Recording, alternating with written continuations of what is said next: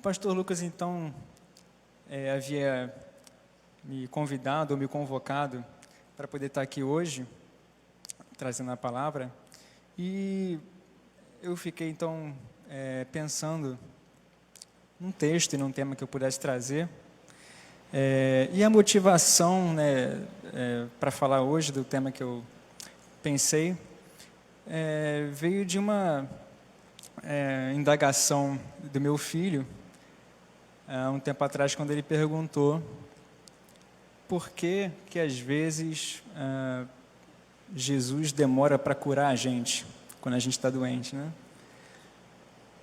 Bom, não é... Na época ali, eu tentei trabalhar com ele um pouco da história de Jó. Mas hoje eu queria falar desse tema da perspectiva agora do apóstolo Paulo, na carta dele de 2 aos Coríntios. Se vocês já puderem ir abrindo, nós vamos ler 2 aos Coríntios, capítulo 12. 2 aos Coríntios 12, vamos ler dos versículos 7 a 10. 2 aos Coríntios 12, de 7 a 10. Então, essa meditação de hoje é uma meditação que Deus colocou claro no meu coração, né, em primeiro lugar, para a nossa igreja, mas de certa forma é também uma resposta ao meu filho também, né? E é muito interessante a gente ver como Deus nos dá a oportunidade de estudar a Bíblia, né, através dessas indagações que a gente recebe de crianças, né? Vamos ler 2 Coríntios 12, capítulo 12, 2 Coríntios 12, versículo 7 até o 10.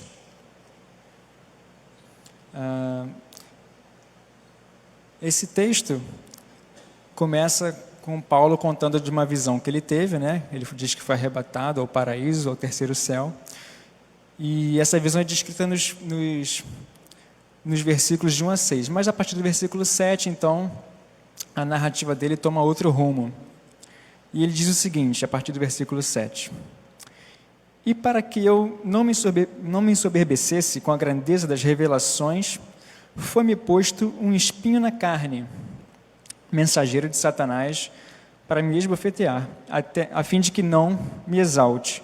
Por causa disto, 3 vezes pedi ao Senhor que o afastasse de mim. Então ele me disse, a minha graça te basta, porque o poder se aperfeiçoa na fraqueza. De boa vontade, pois, mais me gloriarei nas fraquezas, para que sobre mim repouse o poder de Cristo. Pelo que sinto prazer nas fraquezas, nas injúrias, nas necessidades, nas perseguições, nas angústias, por amor de Cristo. Porque quando sou fraco, então é que sou forte. Vamos orar mais uma vez? Senhor, nós te agradecemos, Pai, por todas as bênçãos, pelo teu cuidado na nossa vida. Te agradecemos pelo texto que foi lido aqui e te pedimos, Pai, que o Senhor fale aos nossos corações, que o Senhor, pela tua misericórdia, me use, Pai, para que a tua palavra seja pregada e para que o teu Espírito Santo possa atuar e possa nos ajudar a entender, a compreender e a praticar aquilo que o Senhor tem para nos dizer essa noite. Te agradeço mais uma vez no nome de Jesus. Amém. Esse é um texto que às vezes acaba servindo para se debater de questões que não são tão centrais assim a esse texto. Por exemplo, o que seria o espinho na carne de Paulo? É uma curiosidade da gente saber, de repente lá no céu a gente pergunta, né? Alguns dizem que era uma doença física, ou algum oponente ali de Paulo, ou alguma batalha espiritual, né? Porque ele fala que é um mensageiro de Satanás, enfim. Mas o cerne do texto aqui para a gente aprender o que está dizendo, nós não precisamos exatamente saber o que é o espinho na carne. Isso é periférico. O cerne do texto, o que fica evidente nessa passagem, é que nós temos que saber que a graça de Deus opera em meio às fraquezas. Basicamente, é isso que Paulo está falando. Tanto que no último versículo aqui ele diz, porque quando sou fraco, então é que sou forte. Por quê? Porque o poder de Deus se aperfeiçoa na fraqueza. Esse é o ponto central, né? E aqui que a gente tem uma lição muito grandiosa para aprender. Para a gente, então, tentar mergulhar um pouquinho mais no texto, eu queria, então, que a gente fizesse um pequeno esforço exegético, hermenêutico, para a gente poder entender um pouco mais do pensamento de Paulo, né? Isso é importante para poder entender o que o texto está nos dizendo, né? Existe uma perspectiva no Novo Testamento, né, que os teólogos chamam de o já e o ainda não, né? Essa tensão, o já e o ainda não. É muito interessante que alguns teólogos assim, quase que ateus, né, tendem a dizer, e outros críticos também, sem ser teólogos, dizem isso, né, que o fundador do cristianismo foi Paulo, não Jesus, né, e que Paulo teria na sua teologia, nas suas cartas, teria se afastado dos ensinamentos de Cristo, né? Não quero tratar desse assunto aqui especificamente, mas nesse ponto aqui específico do já e do ainda não, que está presente na passagem, há certamente um elemento de continuidade muito forte entre o que Paulo está dizendo e o que Jesus dizia. Qual que era a mensagem central de Jesus, quando Jesus, né, que é relatado nos evangelhos, né? Jesus está aqui no mundo, ele começa a pregar, o que ele diz? Qual que é o cerne da mensagem? Jesus fala o seguinte, que o reino de Deus chegou, né? Marcos 1, 14 e 15, se quiserem abrir, né, ou botar na tela, Marcos 1, 14 e 15, diz o seguinte, depois de João ter sido preso, foi Jesus para a Galiléia, pregando o evangelho de Deus, dizendo, veja o que era o evangelho de Deus, de acordo com o próprio Jesus. O tempo está cumprido e o reino de Deus está próximo. Arrependei-vos e crede no evangelho, né? Ou na nossa versão ali, o tempo é chegado, dizia ele. O reino de Deus está próximo. Arrependam-se e creiam no evangelho. Veja, o já. O reino de Deus está aqui, está próximo. Está às portas, em outras versões diz. O tempo é chegado. Arrependam-se e creiam no evangelho. O já. Isso é para agora.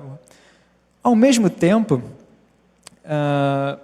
Jesus também parece colocar o reino de Deus numa perspectiva ainda por se cumprir, uma perspectiva vindoura.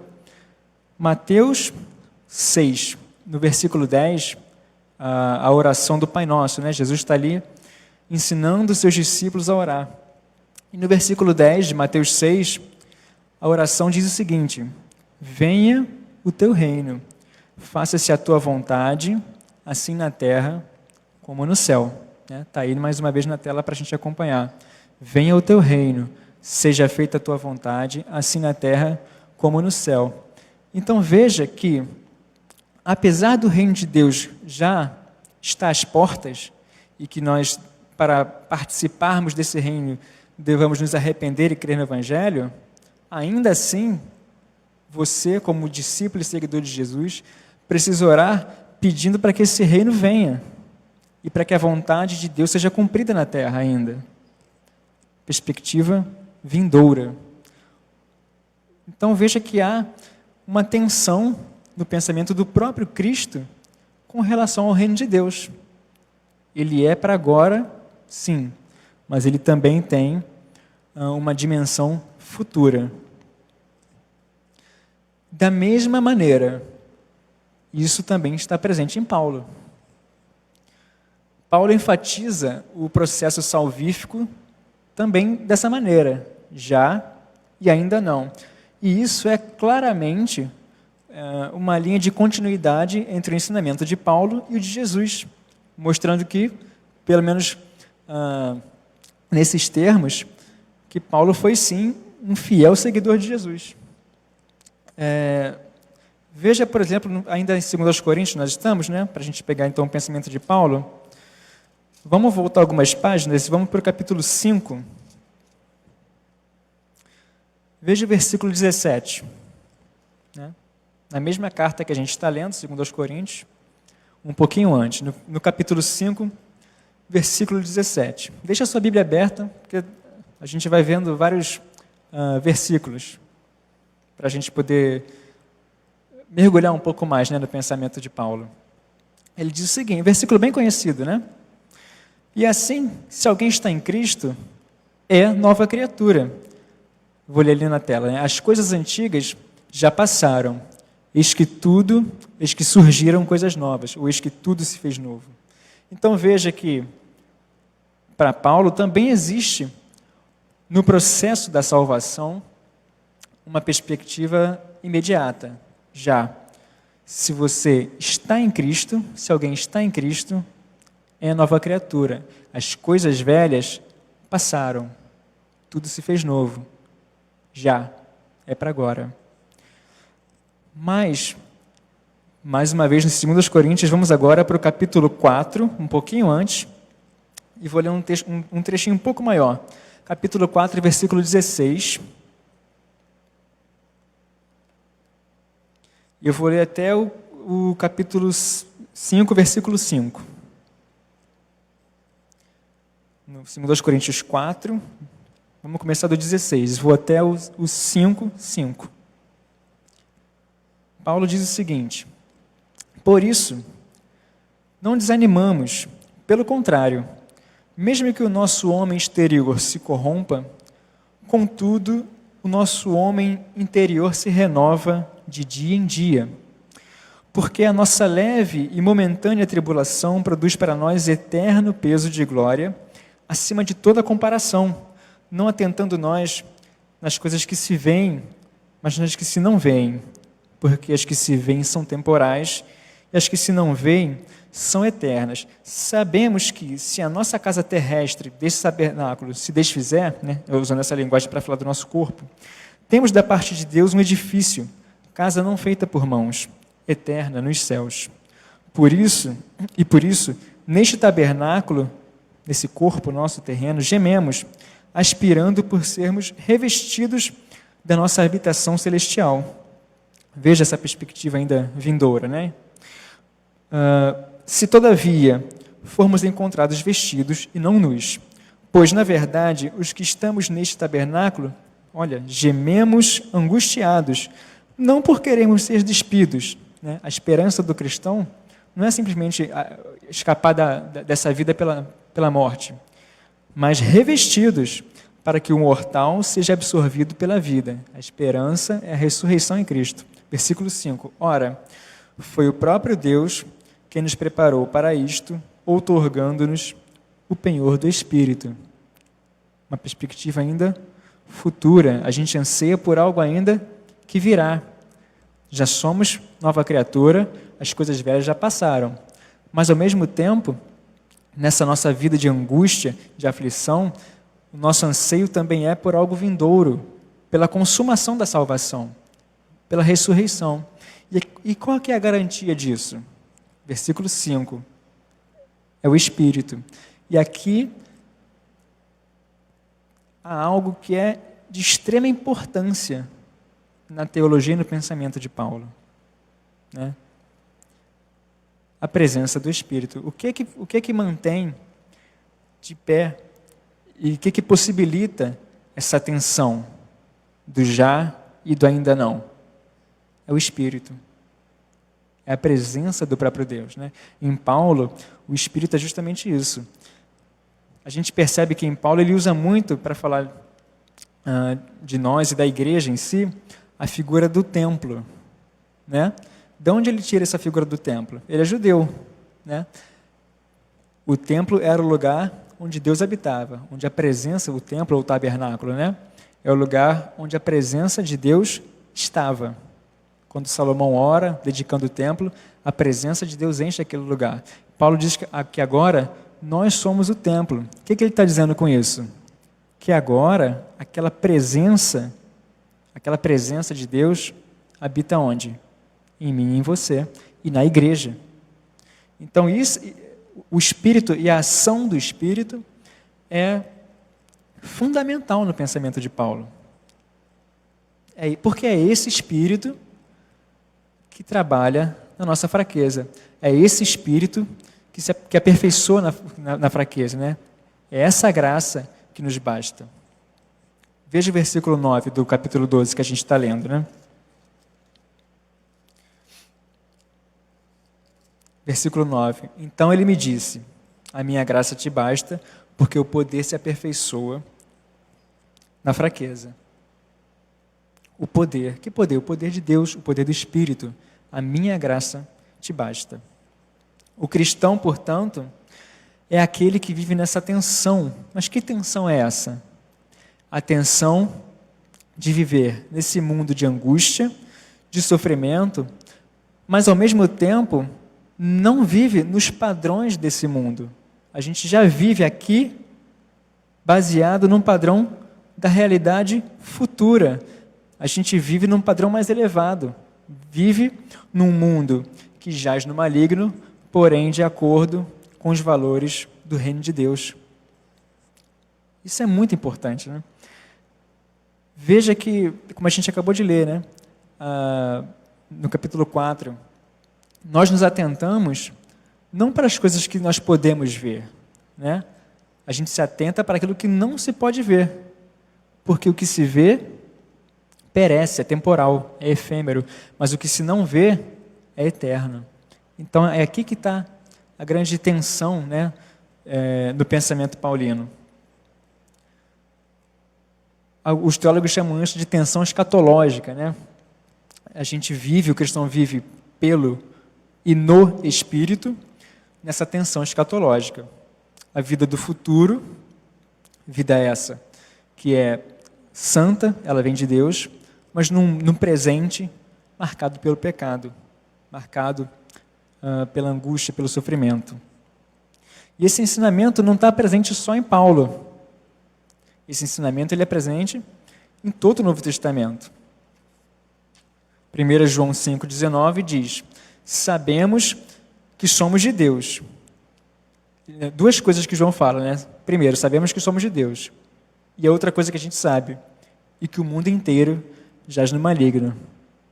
Atenção, você é de Deus, mas o mundo jaz no maligno. Veja, essa é a tensão que o crente vive. O segundo ponto que eu queria destacar é a questão da fraqueza. Falamos um pouquinho da questão do espírito que se aperfeiçoa nessa fraqueza, porque é isso que o texto coloca para nós. E para falar de fraqueza em Paulo, no pensamento dele, sempre ele relaciona a fraqueza com a vida na carne. Vida na carne.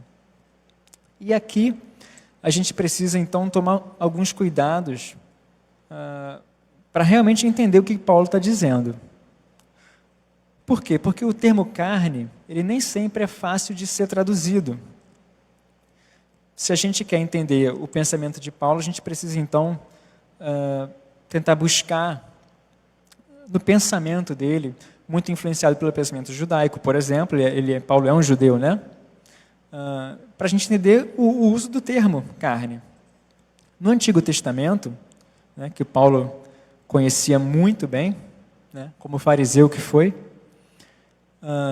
o termo carne tem um sentido primeiro e básico de a carne do corpo humano mesmo, né? E aí, por derivação, ela acaba significando o homem, o corpo humano. E o corpo humano na sua fragilidade, né? Salmo 56, 4, o salmista pergunta e questiona: o que me pode fazer a carne? Ou seja, se eu confio em Deus, né, ele diz antes um pouquinho, né, a minha confiança está em Deus, o que me pode fazer a carne? Ou seja, se eu tenho a confiança em Deus, Por que eu deveria temer o homem? Carne é o quê? O homem. Essa oposição é entre Deus Todo-Poderoso e o homem como um ser limitado, um ser finito, temporal. Se eu tenho a minha confiança posta em Deus, que é todo-poderoso, sabe de tudo, amoroso, misericordioso, por que eu deveria temer a carne? Jó também se dirige a Deus e pergunta: tens tu olhos de carne? E aí ele ainda repete de outra forma: acaso vês tu como vê o homem? Jó 10:4. Veja, a questão da carne aqui é a comparação entre Deus e o homem na sua fragilidade, na sua fraqueza. Nesse sentido, o termo carne não tem a ver exatamente com pecado. Não tem a ver com a fragilidade da vida humana, que é inata ao ser humano, Nesse sentido, o termo carne pode ser aplicado, inclusive, até a Adão antes da queda. Não havia o pecado, mas ele era carne. Não tinha pecado, mas ele era bem diferente de Deus. Apesar de Deus ter feito algo muito bom, não há o que comparar com Deus. Então, nessa oposição, a carne, ela tem esse sentido. E Paulo usa o termo carne nesse sentido também, nesse sentido básico da palavra. Por exemplo, Paulo fala de Israel segundo a carne. O que ele está falando aí? Do povo judeu. Paulo fala de Jesus como sendo descendente de Davi segundo a carne. Romanos 1, Então veja que Paulo faz esse uso de carne que é presente ali no Antigo Testamento. Só que Paulo também usa a carne num sentido menos comum. O termo carne no período intertestamentário ele acaba ganhando outras conotações. E nesse sentido, então, menos comum, carne também pode designar, aí sim, a raça humana no seu estado caído. Então, existe mais de um sentido de carne, da palavra carne. Veja, por exemplo, então, aqui também em 2 Coríntios, no capítulo 10, esse é um texto muito interessante, para a gente conseguir ver Paulo usando a palavra carne nos dois sentidos, no mesmo versículo, por exemplo. 2 Coríntios, na mesma carta que a gente está se debruçando um pouquinho, capítulo 10. Eu vou ler os versículos de 1 a 3. 2 Coríntios 10, de 1 a 3. Paulo diz o seguinte, vamos ler ali na tela. Eu, Paulo, pela mansidão e pela bondade de Cristo, apelo para vocês. Eu, que sou humilde, quando estou face a face com vocês, mas audaz quando ausente. Rogo a vocês que, quando estiver presente, não me obriguem a agir com audácia, tal como penso que ousarei fazer, para com alguns que acham que procedemos segundo os padrões mundanos. E aí Paulo vai dizer, pois, embora vivamos como homens, ali, homens é carne, não lutamos segundo os padrões humanos. Ou então, vou ler na minha versão aqui, que vai deixar mais explícito isso, que ali a traduziu para humanos, ou para padrões humanos. Uma tradução coerente. Na minha diz o seguinte, versículo 3, Porque, embora andando na carne, ele traduz ali, vivamos como homens, não militamos segundo a carne. Então veja que aqui Paulo está usando a palavra carne duas vezes com sentidos diferentes. Uma coisa é você viver na carne, ou seja, no corpo humano, nas angústias e nos sofrimentos que você passa. Outra coisa é você viver segundo a carne, ou seja, viver de acordo com os padrões dessa humanidade caída, sob a lei do pecado. Então, isso é muito importante porque a gente não pode confundir isso. Viver na carne é uma coisa, Viver segundo a carne é outra coisa. Quando então Paulo fala da fraqueza, o que ele está falando não é de pecado que ele está pecando, não. Ele está falando que o Espírito se aperfeiçoa na sua fragilidade humana. Por quê? Andar segundo a carne e andar na carne são coisas distintas. Andar segundo a carne, o cristão é liberto pelo Espírito. O cristão não anda segundo a carne, ele anda segundo o Espírito, é isso que Paulo diz. Então, Paulo, quando fala de fraqueza, não está falando de andar segundo a carne. Ele fala de fraqueza, de andar na carne. As angústias, os sofrimentos, os lamentos, as tristezas, as perseguições, as provações, como a gente leu ainda nesse culto em Tiago, né? Tem de grande alegria o passardes em várias provações.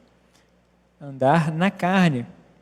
No mundo tereis aflições, dizia Jesus, mas tem de bom ânimo, eu venci o mundo. Mais uma vez aquela tensão. Tem de bom ânimo, eu venci o mundo, perspectiva futura, mas no mundo tereis aflições. Essa tensão, né? Você vive a vida do futuro, no aqui e no agora. Às vezes a gente tende a interpretar um pouco do texto ou de Paulo com uma mente que não era a mente de Paulo, ou que não era a mente da época. A gente às vezes tende a ver uma tensão num lugar onde essa tensão não está. A luta da carne contra o espírito é a luta daquele que tenta obter a salvação por esforço, por mérito próprio. O cristão ele é liberto da lei do pecado. O apóstolo Paulo diz, miserável homem que sou, quem me livrará do corpo dessa morte? E ele dá a resposta, as graças a Deus, ou graças dou, por Jesus Cristo. Portanto, em Paulo, a tensão reside não em você ficar lutando com o pecado como se isso fosse algo interior a você cristão, porque você foi liberto do pecado. Isso não significa que uma vez que você é salvo, você não vai pecar. Não, você vai pecar sim, mas para isso você tem perdão e restauração em Deus. A grande tensão que o apóstolo está falando é quando você é cristão, quando você, ou seja, anda segundo o Espírito, mas na carne, ou seja, passando pelas angústias da vida. Compreende? João fala, que se pecarmos, ou seja, ele diz que sim, claro que o cristão peca, mas se pecarmos, temos um advogado junto de Deus, Jesus Cristo, o justo. Ele diz, filhinhos, não pequeis. Se por acaso alguém pecar, temos um advogado. A vida cristã não é isenta de pecado, mas a atenção não está aí. A atenção está em andar segundo o Espírito nesse mundo de angústia. Paulo diz, andamos na carne, mas não militamos segundo a carne. Quando a gente entende isso, de onde vem essa perspectiva? Veja que o mundo hoje que a gente vive parece que nos impõe um tipo de pensamento que às vezes dificulta até a gente ler a Bíblia e entender a Bíblia. Eu vou fazer uma breve citação aqui de um filósofo, um dos porta-vozes do iluminismo, ou seja, aquela crença do século XVIII, que se volta contra tudo aquilo que é religioso ou a fé e coloca no lugar disso a razão. Olha o que esse filósofo diz, Barão Durkheim.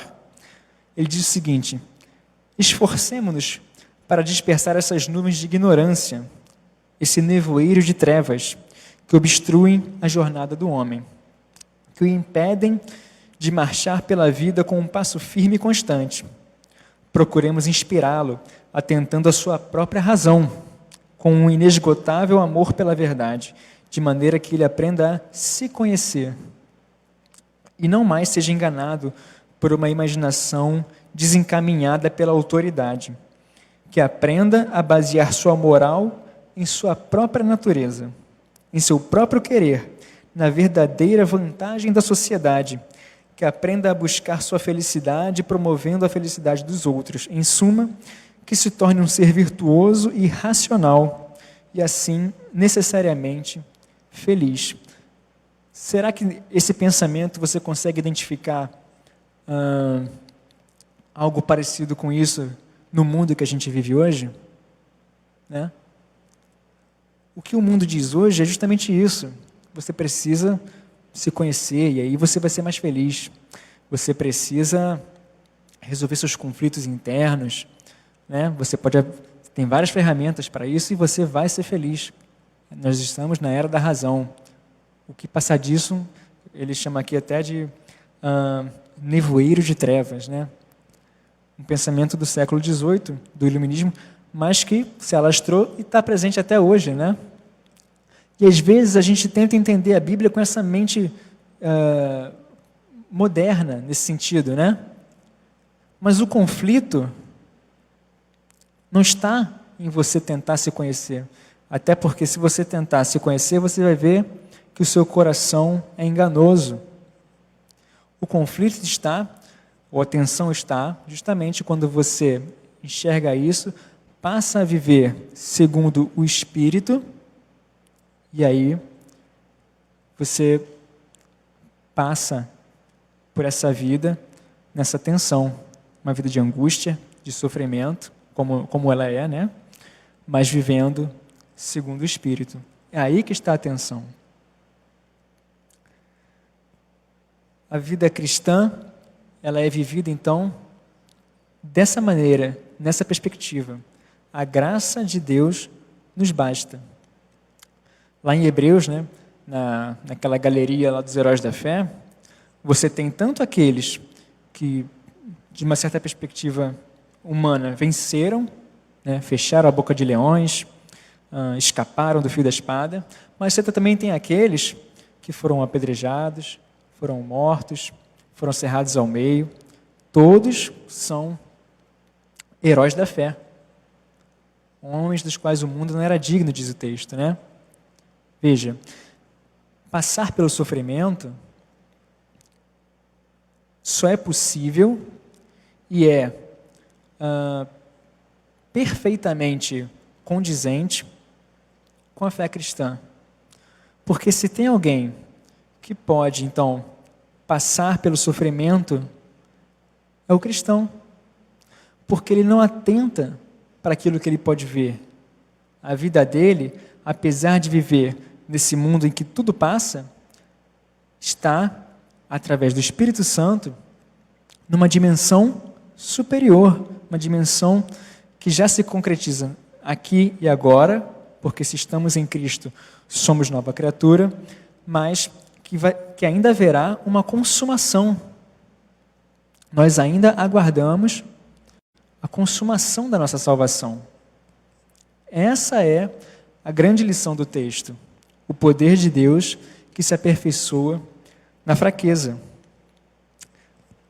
O sofrimento faz parte da nossa jornada. Portanto, o nosso comportamento em meio ao sofrimento também é muito importante. A nossa vida é a Bíblia que o mundo lê. Para aqueles que não têm o costume, aqueles que não são crentes, que não leem a Bíblia, o que ele vai conhecer do Evangelho é a sua e a minha vida. E quando, né, a gente passa por algum sofrimento, é justamente aí que o mundo vai olhar para a gente com muito mais atenção, né? E quando você passa pelo sofrimento, numa perspectiva correta, né, de viver aqui e agora com a vida no Espírito, o mundo então pode enxergar um testemunho maravilhoso da obra de Deus.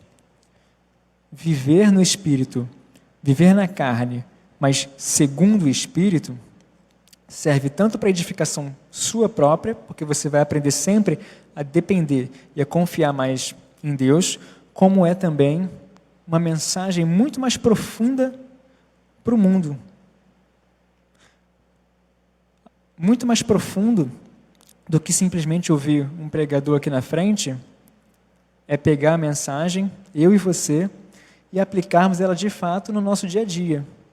Porque é aí que o mundo vai ler e vai enxergar Cristo em mim, em você. Essa é a missão da igreja, fazer discípulos. Isso é possível quando nós confiamos no poder de Deus, que se aperfeiçoa na fraqueza, na fragilidade humana. Eu queria, então, apenas terminar e concluir essa reflexão lendo só mais um texto, e se puder botar na tela para mim, por favor, Romanos 8.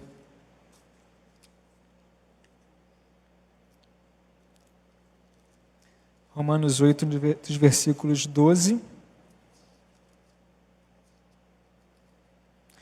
Eu vou ler até o 18.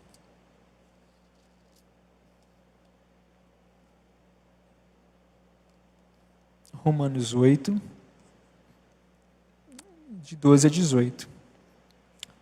Diz assim, né? Paulo também aqui, né? Portanto, irmãos, estamos em dívida, não para com a carne, para vivermos sujeitos a ela.